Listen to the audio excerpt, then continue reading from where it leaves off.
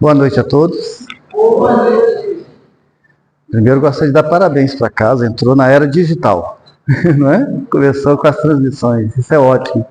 Vai estar tendo a possibilidade de alcançar mais pessoas, isso é muito bom. E agradecer pela oportunidade de estarmos aqui conversando mais uma vez. Nossa irmã já praticamente fez a palestra com a leitura do Evangelho, do capítulo 16. Ali está o principal, né? Está a mensagem mais importante. Se vocês ouviram e prestaram atenção no que ela leu, vocês já ganharam a noite. Mas esse capítulo 16, ele começa com algumas passagens de Jesus. Até achei que ela ia ler essa passagem. Então vai vindo algumas passagens e depois algumas instruções dos Espíritos. E não é muito grande o capítulo.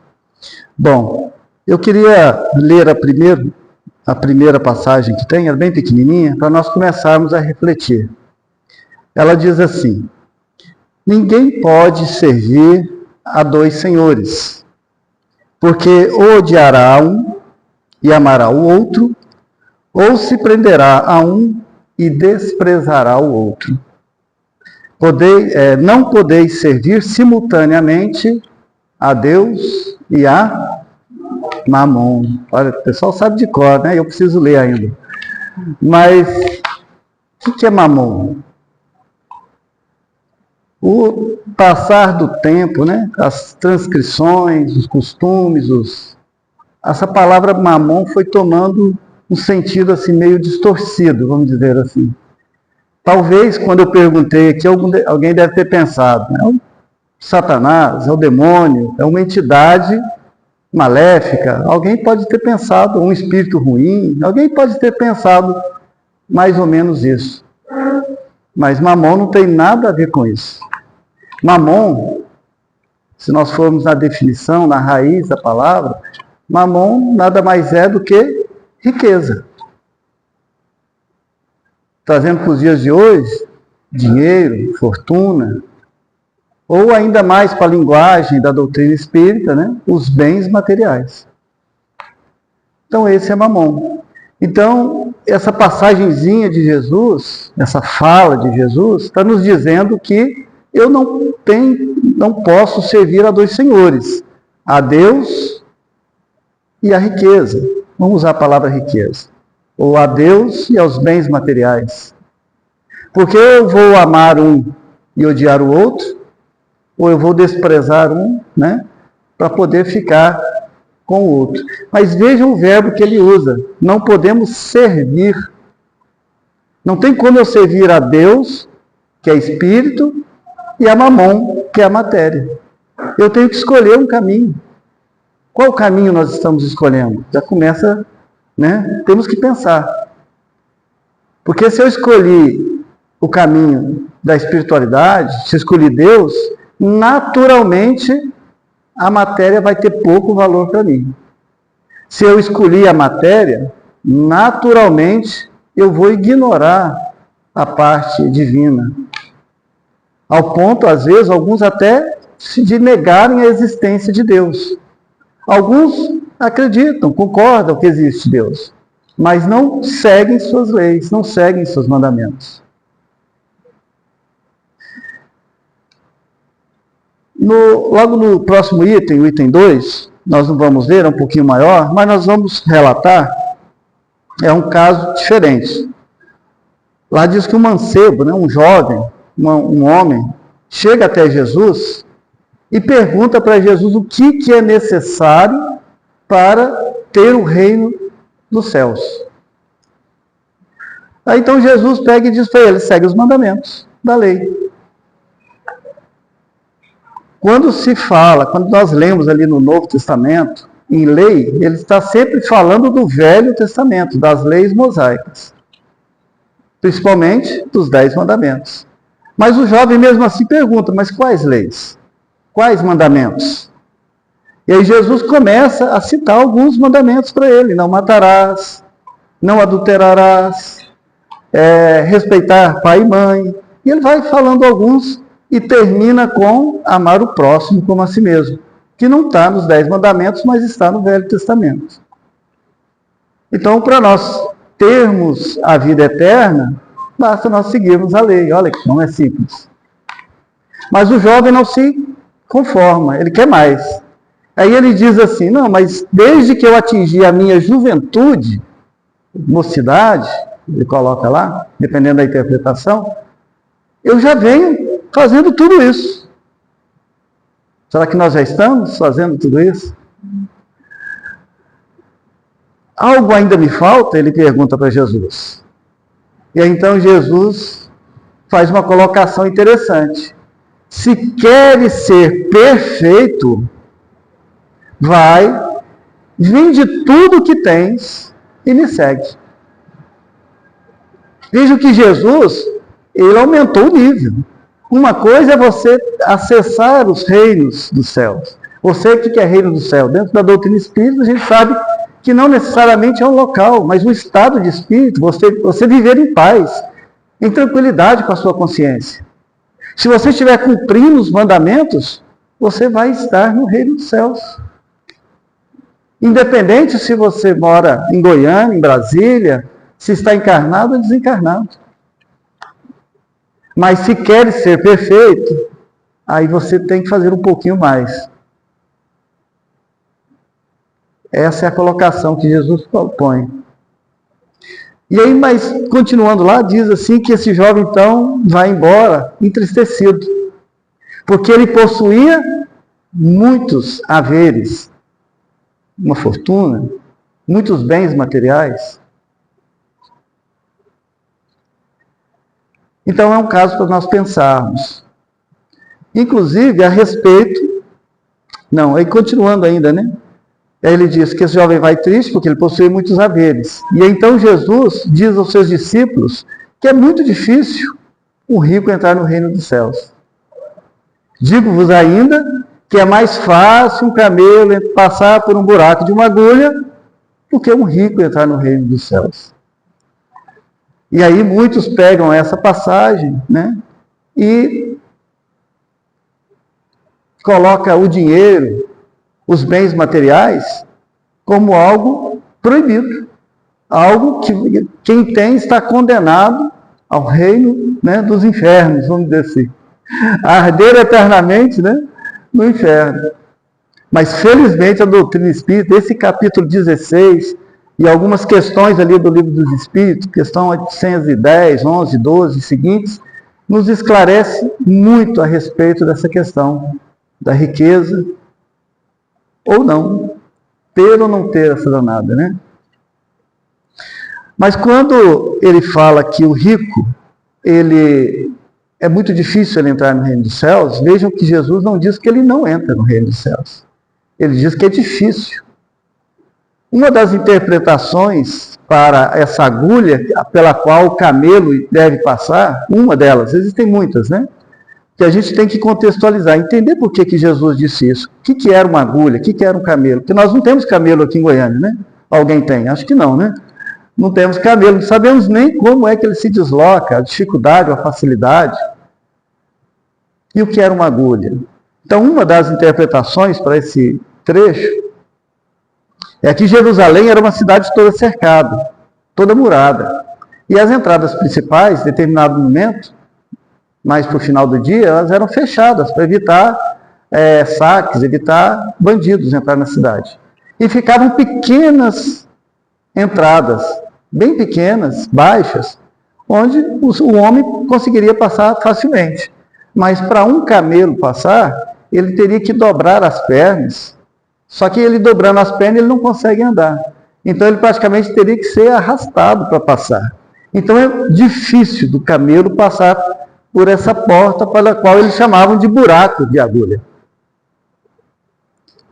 Então era mais difícil um rico ir para o reino dos céus do que esse camelo passar por esse buraco. É essa comparação que Jesus faz, essa analogia, não é? E a doutrina espírita, tanto nesse capítulo quanto no Livro dos Espíritos, vai falar para nós a dificuldade que é a danada da prova da riqueza. que realmente, quando a pessoa está passando por esta prova, porque ser rico é uma prova, ou uma missão. Para os espíritos maiores é uma missão. Mas para o espírito, né, mediano, da massa geral, é uma prova. Porque normalmente, junto com o dinheiro, vem o quê? Vem poder, vem egoísmo, vem vaidade, vem orgulho, vem sexualidade. A gente vai ficar aqui, né, levando várias questões. Para eu saber a hora, basta um relógiozinho da feira ali de R$20, né? Mas aquela pessoa que tem muito, não se contenta, tem que ter um Rolex de R$80 mil ou mais, para fazer a mesma função. Não estou criticando, mas é natural que a pessoa que tem mais, ela tem a tendência a gastar onde não precisa. Essa é a pedra de tropeço da riqueza. Essa é a questão. Mas a gente pensar que a riqueza, ela vai obrigatoriamente levar a pessoa a não salvação, ou a não ter o reino dos céus, né? Usando a linguagem bíblica, ou trazendo para a linguagem espírita, ela vai direto para os umbrais e vai ficar ali por muitos e muitos séculos. Não é o caso. Porque se nós pensarmos nisso, nós estamos dizendo que Deus não é bom. Deus não é justo. Porque se Ele dá para uma pessoa algo que com certeza ela não vai conseguir passar, ela vai falir, Ele está condenando essa pessoa. A questão é o que eu faço com a riqueza. Essa é a questão. Porque se eu tenho os bens e eu entro nesse círculo vicioso, desses diversos vícios, né, que eu falei, naturalmente eu não vou vencer mesmo essa prova. Mas se eu conseguir utilizar bem esse dinheiro para a minha educação, para o meu crescimento moral, para sanar a fome ou para gerar empregos, eu estou utilizando bem a riqueza. Para ajudar a pessoa caída, né? Eu estou utilizando bem. E não, ou seja, não necessariamente eu não vou, né, para o céu, como diz Jesus. Eu posso ser salvo. Mas existem algumas questões interessantes para nós discutirmos a respeito da riqueza. Feita essa meio que introdução. Porque na doutrina espírita, além da riqueza não ser esse vilão todo, ela é vista como uma forma de impulsionar o progresso. E é bom nós espíritas lermos este capítulo, lermos essas questões do Livro dos Espíritos, para nós não sermos conduzidos por falácias, por ideias, né, que a massa começa a pregar, a mídia começa a divulgar, e daqui a pouco a gente está acompanhando como se aquilo fosse a melhor das verdades. Sem querer tomar partido de nada, tá, gente? Mas a doutrina espírita nos incentiva ao quê? A estudar, a ver, a ler, a comparar e concluir. Nós temos que concluir. Não pegar a informação pronta e tomá-la como verdade. O que eu estou falando aqui hoje, não tomem como verdade também. Vão lá no Evangelho, vão lá no Livro dos Espíritos, aprofundem o estudo, para vocês mesmos concluírem. Kardec está certo, Kardec está errado, os Espíritos estão certos, os Espíritos estão errados. Lá tem mensagem de São Luís, daqui a pouco nós vamos falar sobre ela. Um Espírito que é um dos principais Espíritos da codificação espírita. Então é interessante nós estudarmos. E quando ele coloca lá para nós que a riqueza ela tem uma utilidade providencial, não é difícil de nós olharmos para o nosso ao redor e percebermos isso. O que está passando aqui em cima agora? Um avião. Será que se não tivessem grandes fortunas, riquezas, teria alguém capacidade, condições de investir em pesquisas, em testes, de desenvolver uma máquina dessa? Ou será que nós estaríamos, quiçá, carro? Talvez estivéssemos ainda de carroça, conduzidas por boi, cavalo, andando de camelo, no máximo andando de uma bicicleta. Eu fiz uma viagem esses dias de 2.500 quilômetros em 2 horas e meia. Jesus, para ir de Cafarnaum para Nazaré, eram semanas, distância muito menor que essa, de 400, 300 quilômetros. Então veja como a tecnologia nos ajuda, e ela só é possível graças a pessoas que têm recursos para investir. Há pouco tempo estava aquela confusão, vacina sim, vacina não, essa briga toda, sem tomar partido de novo. Mas não só as vacinas, todas as vacinas, medicação que hoje nos permite ter uma vida mais longa e saudável, só é possível graças a investimentos. Alguém pode dizer, não, mas aquele que está investindo com o objetivo de ganhar mais. Pode mesmo, infelizmente, para ele. Mas felizmente para nós ele está investindo. Porque Deus consegue tirar do mal o bem. Mesmo quando eu estou mal intencionado, eu consigo produzir o bem, inconscientemente. Veja a perfeição, né, da criação divina. Então, lá no Evangelho, vai dizer para nós, né, que sem as riquezas, não haveria esses grandes trabalhos, nem essas grandes atividades, estimulantes, pesquisas, e ele vai dando detalhes lá para nós. Mas, mudando um pouquinho a direção da conversa, e olhando até para os nossos dias, não só de hoje, mas olhemos para o passado. Eu não sei aqui em Goiás, há 40 anos, 45 anos atrás, eu ainda garoto lá em Minas, tinha um banco lá que, se eu não estou enganado, que esse banco já não existe mais, se chamava Apetrim. Alguém aqui pode confirmar isso? Apetrim? Não? Às vezes eu estou caducando também. Mas tinha um banco, que eu acredito que seja esse nome, que ele incentivava a poupança. Então ele distribuía cofrinhos, às vezes em forma de copinho, às vezes em forma de porquinho, para as crianças ir juntando moedas. Quando enchia, ia lá, depositava numa poupança que os pais abriram para essas crianças, seus filhos, e ganhava de volta um outro cofrinho vazio. Era o quê? Um incentivo a fazer poupança.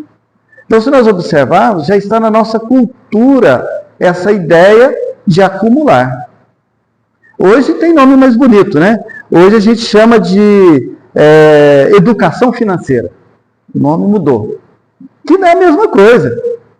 Que é nos ensinar a não... Eu tenho uma ideia boa, não gastarmos além do que possuímos, perfeito, e sempre guardarmos uma parte, sempre guardarmos uma porcentagem do que ganhamos. E fazermos uma aplicação, um investimento, investir na bolsa, RDB, né, poupança, imóveis. Vejam que a cultura é de acumular. É algo que nos é ensinado desde pequenos. E nós temos a tendência ao quê? A continuar. Não é assim? O problema é que muitas vezes a gente extrapola, a gente perde o controle. Tem uma outra passagem, é uma parábola que Jesus conta, está lá no livro de Lucas.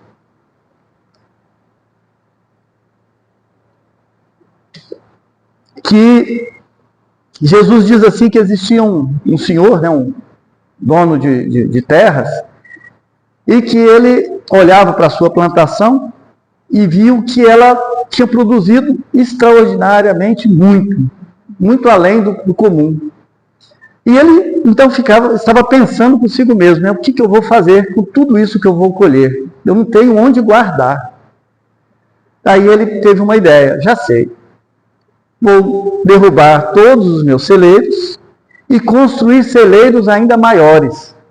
E aí eu vou conseguir armazenar tudo que eu vou produzir. Mas até aí tudo bem. O problema é a partir desse momento. Porque aí Jesus diz que esse homem então fala para a sua alma. Agora você tem tudo o que precisa. Você pode Prestem atenção, 4 palavrinhas, 4 verbos. Você pode descansar, comer, beber e gozar. Descansar, comer, beber e gozar. Será que nós estamos pensando nisso para nós?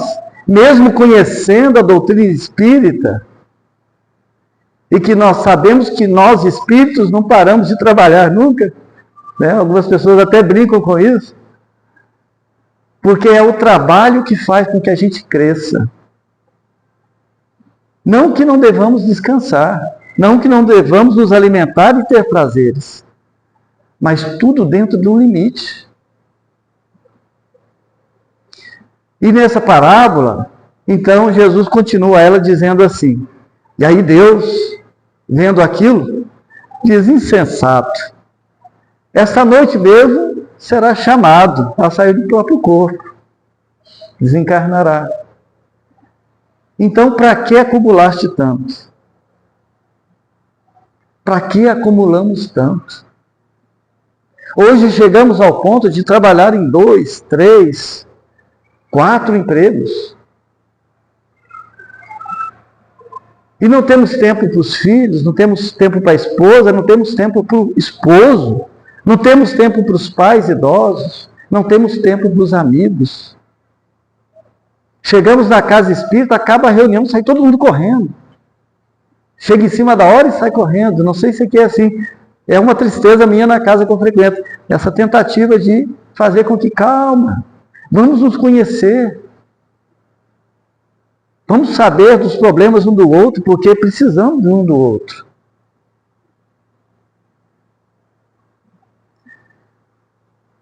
Um amigo meu esse final de semana, às vezes a gente fala, né, que pessoas trabalham em vários empregos. As pessoas, não tem isso, não tem. Eu conversando com um amigo meu esse final de semana, ele tem um irmão que eles moram lá do estado de São Paulo, no interior de São Paulo. E ele estava me dizendo que ele vai lá, está difícil até de encontrar com o irmão. Porque o irmão dele está em 2 empregos públicos, um estadual e um municipal. Ele conseguiu passar em 2 concursos e conseguiu trabalhar nos 2 sem o tempo se chocar. Nossa, 2 empregos? Mas não acabou aí não. Ele gosta da música, então ele gosta de cantar e ele faz shows. À noite, final de semana, já é 3. E como ele gosta dessa área, ele investiu em equipamento. Então ele tem uma equipagem de som invejável. E como ela fica ociosa uma boa parte do tempo, ele passou a alugar ela. Mas ele só aluga. Não, ele aluga e acompanha. Ele é que monta e ele é o técnico de som enquanto está sendo utilizado. 4 empregos. E diz o irmão dele, esse meu amigo, que ele ainda está agora fazendo uma pós-graduação. Não sei como. Deve ser online, né? Mas assim, pode ser que outras pessoas aqui nessa sala também estejam vivendo essa correria. Não é uma crítica, né? Cada um sabe onde aperta o seu calo. Mas nós temos que pensar, por que eu estou nessa correria toda? Por que eu estou nesse frenesi todo? Pensemos nisso. Espero que não seja o caso de ninguém aqui, que eu esteja falando apenas para as paredes, né? E algumas pessoas que estão nessa correria pode até dizer assim, não, mas se eu estou com um emprego difícil, 2 empregos, 3, porque eu não quero deixar, eu quero deixar para os meus filhos, porque eu não quero que eles passem pelo que eu passei. Eu já ouvi isso. Eu quero dar o de bom e melhor para os meus filhos. Esquece que ele não está tendo o pai e a mãe junto, né? Não está tendo momentos importantes ali com ele. Quem está cuidando é uma escola, ou é uma criança, alguém, um empregado. Então tem isso como desculpa, que quer deixar de herança para os filhos. Deixar de herança. Por falar em herança, nesse mesmo capítulo 16, o último item 15, ele vai falar sobre transmissão da riqueza, né? Transmissão da riqueza. Eu até ia pôr esse título, depois, na verdade, eu queria estudar o capítulo. Fiz uma confusão danada aí, na hora que eu passei para ela o tema. E lá tem esse item 15, ele é bem pequeno. Ele é só uma perguntazinha e uma resposta de São Luís, Espírito São Luís, que eu falei para vocês que nós íamos falar sobre ele. E a pergunta é pequena também. Ela é a seguinte, prestem atenção, para vocês entenderem. O princípio segundo o qual ele, o homem, é apenas depositário da fortuna de que Deus lhe permite gozar durante a vida, tira ao homem o direito de transmiti-lo aos seus descendentes? Pergunta estranha, né? Por que Kardec faz essa pergunta para São Luís? Porque ali, voltando um pouco no item 10, os espíritos vão dizer que nós não somos donos de nada. Quem veio de carro aí para essa reunião hoje? Esse carro não é de vocês não, vocês sabem disso, né? Alguém veio de moto? Eu vim de moto. Não é nossa também. E a casa que vocês fizeram financiamento e estão pagando, ou pagou com muito custo? Também não é de vocês. Também não é nossa. É isso que está aqui no Evangelho segundo o Espiritismo, item 10, podem ler lá. Nada do que utilizamos é nosso. Tudo é de Deus. Já ouviram falar no termo usufruto? Né?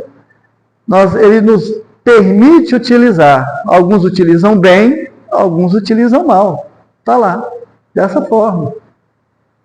Então é por isso que ele pergunta se a pessoa que está com essa fortuna, vamos dizer assim, né, uma pessoa que possua muito, ela tem o direito de transmitir para os filhos, já que não é dela? É interessante essa pergunta. Mas também, antes de ir para a resposta, é interessante nós pensarmos, mas ele está falando só das pessoas milionárias, dono de grandes empresas? Não. Está falando de todos nós. Existem pessoas muito simples, que às vezes não tem, a gente olha e fala assim, essa pessoa não tem nada, ela precisa de ajuda da casa espírita, ajuda material, alimento. E a gente vai ver aquela pessoa extremamente apegada. Ela não joga uma latinha de extrato fora. Eu estou falando que eu tenho na minha família pessoas dessa forma, que vão em 3, 4 casas, isso é da minha cidade, espíritas, busca cesta e as coisas estão perdendo dentro da casinha dela. É um apego enorme. Então não olhem essa lição apenas para as pessoas que possuem muita coisa, não. É para todos nós essa lição. Às vezes eu estou apegado em ter 10, 20, 50 bolsas, as mulheres, né? Eu sou apegado em ter muitos calçados, né? Só para perturbar as nossas irmãs. Só as mulheres. Homens não. Homem não tem esses apegos. Todos nós temos apegos. Tem pessoas que têm coleção de moeda, coleção de uma coisa, de outra. Cada um no seu tempo. Cada um no seu tempo. Mas essa questão de herança também ela é engraçada. Antes de irmos para... Até que horas que eu tenho mesmo? Até 1h40? Tá. Então deixa eu acelerar. Tá. Mais 10, 12 minutos, tá bom. Tem já que nós estamos falando de transmissão de bens, né? Herança. Então as pessoas, principalmente que têm mais, às vezes deixam o quê? Um testamento, né? Aí lá no testamento, a pessoa escreve assim, deixo minha fábrica de chocolate para minha esposa. Deixo minha coleção de carros importados para o meu filho. Olha só que beleza. Aí, esses dias eu ouvi de um palestrante dizendo, a pessoa fala deixa, ela escreve deixa por quê? Não pode levar. Não é? Não podemos levar. Lembra da passagem que eu contei agora há pouco do homem dos celeiros?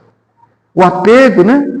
em ter cada vez mais, e não sabemos o momento em que vamos partir. Então nós deixamos mesmo, porque no caixão dizem que não tem gaveta, né? E mesmo que tivesse, não adianta, vai ficar ali apodrecendo. Não tem gaveta. Deixamos porque não podemos levar, mas aí vem a morte e nos arranca. Nos obriga a nos desapegar de tudo aquilo que nós ficamos 50, 60, 100 anos apegados. Roupas, joias, às vezes móveis, que não está só entulhando, ninguém usa mais, está lá, não desapegamos. É só para os ricos a lição? Não é.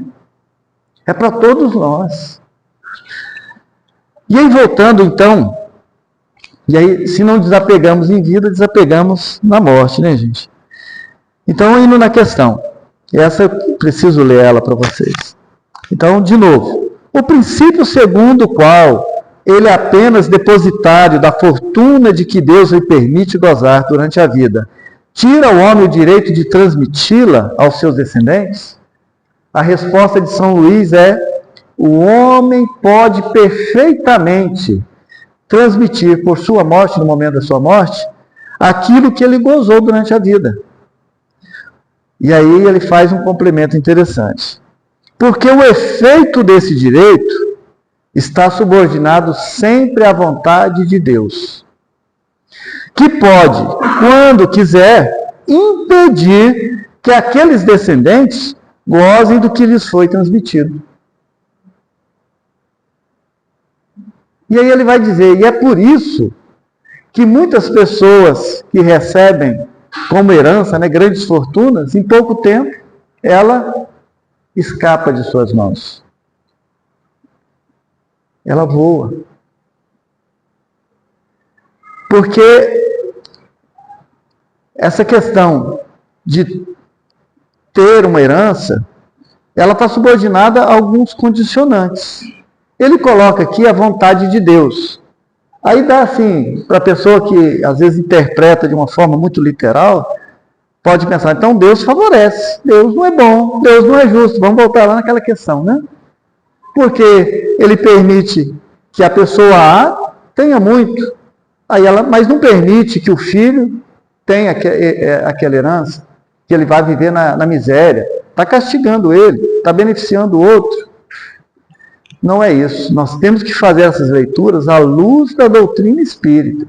Nós temos que lembrar que nós somos espíritos, não somos corpos. Esse é o primeiro ponto, senão a gente não entende. E que a nossa vida principal, como diz também a doutrina, é a vida espiritual. Essas passagens que nós temos encarnados são pequenos diante da nossa eternidade. É como se fosse assim, a nossa vida como espírito é um filme, né? Quem gosta de filme longo, Senhor dos Anéis, quase 3 horas, ou mais de 3 horas, né? Então a nossa vida é aquele filme enorme. A vida do espírito. Parece que não tem fim, e não tem mesmo. Mas a nossa encarnação é como se fosse uma fotografiazinha, um quadrozinho do filme apenas. Então as encarnações são diversos quadrozinhos. Em que em alguns momentos nós viemos com a fortuna, outros momentos viemos sem nada, outros momentos viemos mediano, outros momentos o objetivo nem é a fortuna, nem é olhar se você vai ter ou não ter, o objetivo é você trabalhar o intelecto, a arte, e assim nós vamos trabalhando as diversas áreas do espírito e desenvolvendo ele como um todo. Questão, lá no Livro dos Espíritos, diz que nós nascemos simples e ignorantes, sem conhecimento, sem bondade, sem maldade, simples e ignorantes, destinados à perfeição. Se querem ser perfeitos, olha o que Jesus falou, né? Então, nós vamos passando por diversos momentos, por diversas experiências. Então, se você olhar apenas para uma encarnação, e a pessoa teve aquela encarnação na miséria, e achar que Deus está castigando ela, você não está entendendo nada. Nada, não entendeu nada. Então, na minha próxima encarnação, o que vai ser planejado? para essa encarnação, o que foi planejado? Não, os espíritos superiores, a providência divina entendeu que para essa encarnação é necessário que eu não tenha grandes recursos. Eu não vou ter grandes recursos. Por mais que venha como herança, por mais que eu ganhe na Mega Sena, isso vai fugir de mim. Não, você está indo com a missão, com a tarefa de desenvolver determinada vacina. Eu preciso de recursos. Do nada eu não consigo fazer. Você vai ter, pode ficar tranquilo. Isso é a vontade de Deus. Essa é a vontade de Deus. Mas tem um outro elemento. Se nós formos lá no Livro dos Espíritos, na questão 811A, 811A, se não estou enganado, ele vai falar sobre a possibilidade de todos os recursos ser distribuídos de forma igual entre as pessoas. E se isso, não seria o ideal? E aí os Espíritos vão dizer que isso é impossível. Porque mesmo que fizesse isso, em pouquíssimo tempo, alguns teriam muito, outros não teriam nada de novo. Por que isso? Porque existe a questão intelectual e administrativa de cada um, a capacidade de cada um. Tem pessoas que têm facilidade e vai fazer com que aquele pouco se transforme em muito. E tem pessoas que não conseguem administrar. E aí aquele que ele tem vai sumindo, vai acabando. Lembra do filho pródigo? É mais ou menos isso. Não tem a capacidade de administrar, ou às vezes é dissoluto, gasta de uma forma que não deveria. Então essa questão, ela influi, vai influenciar nas nossas vidas, inteira não ter. Mas o importante é, já que estou falando de herança, o que eu posso conquistar, que eu posso deixar para os meus filhos? O que eu posso conquistar, que eu posso até levar comigo para além túmulo? Lembram que Jesus ensina, não junteis os tesouros na terra, onde a traça come, a ferrugem, a ferrugem destrói, uma coisa assim, e que os ladrões minam e roubam, mas juntem tesouros no céu, onde as traças não comem, não vai enferrujar, não vai ladrão querer roubar. Nossos bens materiais, todos eles, a gente sabe disso. Deixa uma casa sem cuidar ela aí durante os 5 anos e volta lá. Ela se destrói sozinha. Basta saber que em determinado lugar tem algo muito valioso, os ladrões ficam de olho e querem roubar. Não é assim? Só que isso nós não levamos. Isso fica. Mas o que nós podemos conquistar, amealhar, que nós podemos levar? E ainda serve para os filhos como herança? Conhecimento, qualidades morais. Aquele tempo que você conviveu com seus filhos, com seus pais idosos, aqueles momentos de confraternização na comunidade espírita que você está, o bem que você levanta, a pessoa que você ergue quando está caída, tudo isso você leva. Ah, mas não tem como eu deixar para os meus filhos. Tem, porque o exemplo nosso os arrasta. Vejam que é algo que nós amealhamos para nós e deixamos para os filhos. Essa é a verdadeira riqueza. Que nós temos que ir atrás. Que nós temos que buscar. Acho que está na hora. Obrigado, desculpe os tropeços. Obrigado pela atenção, pela paciência. Muita paz a todos.